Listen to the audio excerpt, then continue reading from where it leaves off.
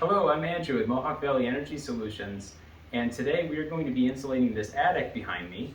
And it's actually accessible from the garage because this was an addition to the house that was put on to become a family room. When that was done, no air sealing was done, so there's gaps around can lights, top plates of walls, chimney chases, and we're going to address those things here today.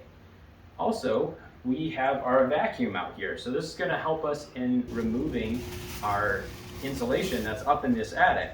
So this vacuum has an 8-inch hose, and this is like a little portal that allows us to just safely and quickly bag up that insulation without having to put it in garbage bags and carry it down. Now, it might not be a big problem because this is here in a garage, but imagine if we had to do that and carry these giant garbage bags through the house. It would just be an unnecessary burden. So this makes it a lot easier. Also, below us here, below these steps, there's actually a crawl space. So anytime there's a crawl space, we really want to look into improving both moisture coming in from the ground, from the outside.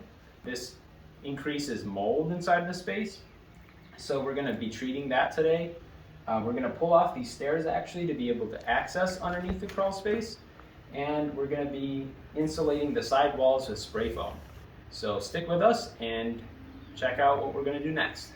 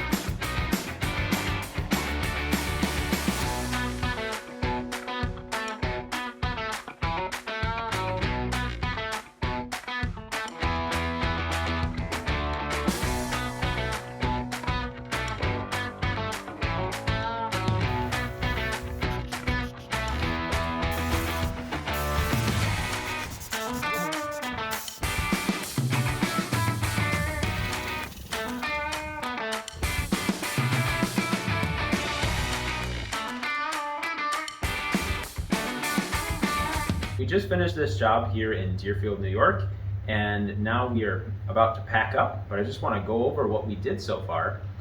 First, we went and installed drainage matting. Drainage matting was laid out along the bottom of the crawl space, and that provides separation from the earth.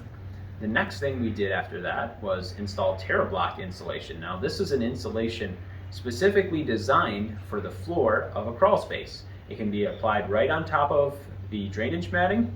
And then over top of that, we applied Gold Seal, which is a 10 mil thick vapor barrier. We secured it to the walls and taped all the seams.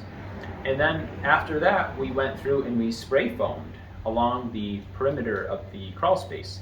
Now this separates the conditioned space from the unconditioned space, and will keep that space much warmer in the wintertime and slow down the stack effect.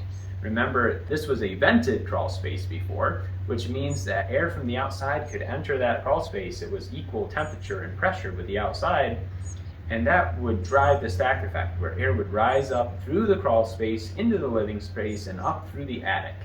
So that's greatly reduced now. And after spray foaming, we applied intumescent paint on top of the spray foam. This is a thermal barrier, and it's required actually when a crawl space is accessible, and this helps to keep spray foam from combusting if there was ever a fire in your home.